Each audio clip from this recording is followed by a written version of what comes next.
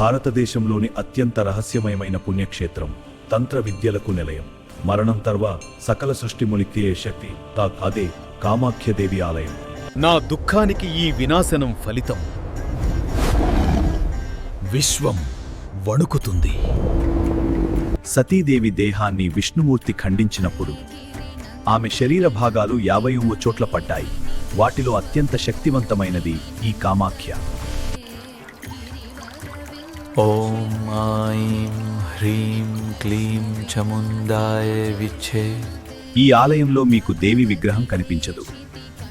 ఒక రాతి పగులు నుండి నిరంతరం ప్రవహించే సహజ సిద్ధమైన నీటి ఊటనే ఇక్కడ అమ్మవారిగా పూజిస్తారు. నమస్కారం. ఈ రోజు మనమొక అద్భుతమైన ప్రదేశానికి ప్రయాణం చేయబోతున్నాం.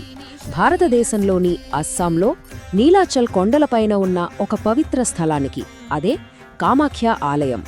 భూమిపైనే అత్యంత శక్తివంతమైన, ఇంకా చెప్పాలంటే ఎన్నో రహస్యాలు దాగి ఉన్న ప్రదేశాల్లో ఇది ఒకటిగా ప్రసిద్ధి చెందింది. సరే, అసలు ఈ ప్రశ్నతోనే మన అన్వేషణ మొదలుపెట్టుతాం. మనం కామాఖ్య ఆలయం గురించి తెలుసుకోబోతున్నాం. కానీ గుర్తుంచుకోండి, ఇది మనం రోజూ చూసే గుడుల లాంటిది కాదు. ఇది సంప్రదాయ పూజా స్థలం అనే భావనకే ఒక సవాల్ విసురుతుంది. అవును, విన్నది నిజమే. చాలా హిందూ దేవాలయాలకు భిన్నంగా ఇక్కడి గర్భగుడిలో మనకు ఏ దేవతా విగ్రహమూ కనిపించదు. సో అసలు పాయింట్ ఏంటంటే, ఇక్కడ దైవత్వం అనేది ఒక విగ్రహంలోనో ప్రతిమలోనో కాదు. అది జీవంతో ఉట్టిపడే ఒక సహజ రూపం, సృష్టికి సంతానోత్పత్తికి ప్రతీకగా ఉన్న ఒక రూపం అన్నమాట. మరి ఈ ప్రదేశానికి ఎంతటి ప్రాముఖ్యత ఎందుకొచ్చిందో అర్థం చేసుకోవాలంటే మనం పురాణాల్లోకి, ఒక ముఖ్యమైన గాథలోకి వెళ్ళాలి. ఇది చాలా శక్తివంతమైన కథ. ఇదంతా సతీదేవి ఆత్మార్పణతో మొదలవుతుంది. తన భర్త శివుడికి జరిగిన అవమానాన్ని సహించలేక ఆమె యజ్ఞంలో దూకుతుంది. ఆ తర్వాత దుఃఖంతో శివుడు చేసే ప్రళయతాండవాన్ని ఆపడానికి విష్ణువు తన సుదర్శన చక్రంతో సతీదేవి శరీరాన్ని ఖండిస్తాడు. ఆ శరీర భాగాలు భూమి మీద 51 ప్రదేశాల్లో పడతాయి. అవే శక్తిపీఠాలుగా మారాయి. కామాఖ్యలో సతీదేవి యోని భాగం పడిందని పురాణాలు చెబుతున్నాయి. అందుకే ఈ ప్రదేశం సృష్టికి, స్త్రీ శక్తికి మూలస్థానంగా, అత్యంత శక్తివంతమైన పీఠంగా ప్రసిద్ధి చెందింది. సరే, ఈ పురాణ నేపథ్యం ఆలయం లోపల జరిగే పూజల్ని ఎలా ప్రభావితం చేసిందో ఇప్పుడు వివరంగా చూద్దాం. ఇక్కడ ఈ తేడాను గమనించండి. ఒకవైపు మామూలు గుడిలో, ప్రకాశవంతమైన గర్భగుడిలో విగ్రహం ఉంటుంది. మరోవైపు కామాఖ్యలో భూమి కింద ఒక చిన్న చీకటి గుహలో సహజ సిద్ధమైన రాతి యోని ఉంటుంది. ఇక్కడ దైవంతో అనుబంధం చాలా ప్రత్యక్షంగా, చాలా సహజంగా ఉంటుంది. చూడండి, పాత గ్రంథాల్లో ఈ గర్భగుడిని ఎంత స్పష్టంగా వర్ణించారు. ఇది వింటుంటేనే అక్కడి వాతావరణం ఎంత ఆదిమంగా, ఎంత రహస్యంగా ఉంటుందో మనం ఊహించుకోవచ్చు. ఇక్కడ దేవత జీవంతో శ్వాసిస్తూ ఉంది అని నమ్ముతారు కదా. ఆ నమ్మకానికి పరాకాష్ఠే ఈ పండుగ. ప్రపంచంలోనే అత్యంత విశిష్టమైన పండుగల్లో ఇది ఒకటి. కేవలం 3 రోజులు. ప్రతి ఏటా జూన్ నెలలో దేవత తన వార్షిక ఋతుచక్రాన్ని పొందుతుందని ప్రగాఢ నమ్మకం. అందుకే ఆ 3 రోజులు ఆలయాన్ని పూర్తిగా మూసేస్తారు. ఆ సమయంలో మొత్తం ప్రాంగణం ఒక రకమైన ప్రశాంతమైన భక్తితో నిండిపోతుంది.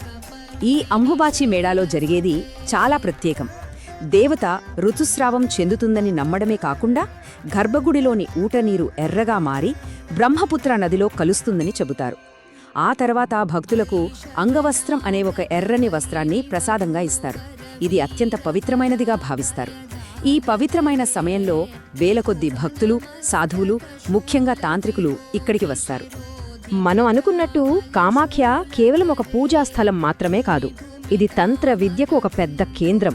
దాని చరిత్ర, ఆచారాలు ఏంటో ఇప్పుడు చూద్దాం. ఈ ఆలయ చరిత్ర చాలా పురాతనమైనది.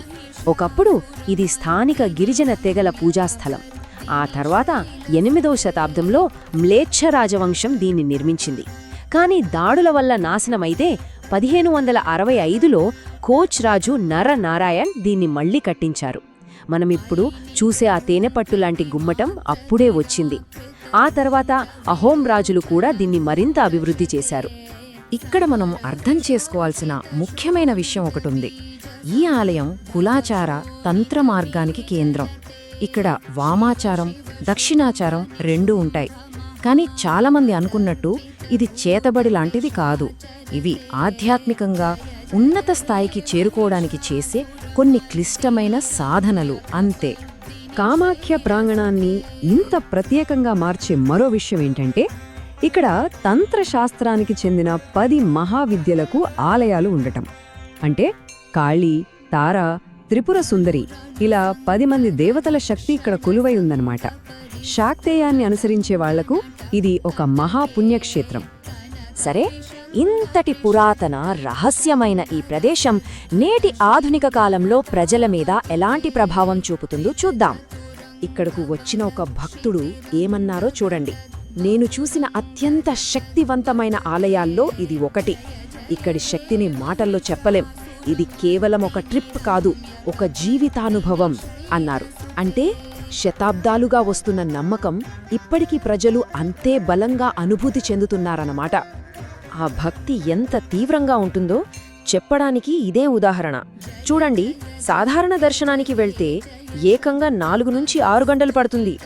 అంటే ఆ గర్భగుడిలో ఒక్క క్షణం ఆ దైవాన్ని దర్శించుకోవడానికి ప్రజలు గంటల తరబడి ఓపికగా ఎదురుచూస్తారన్నమాట.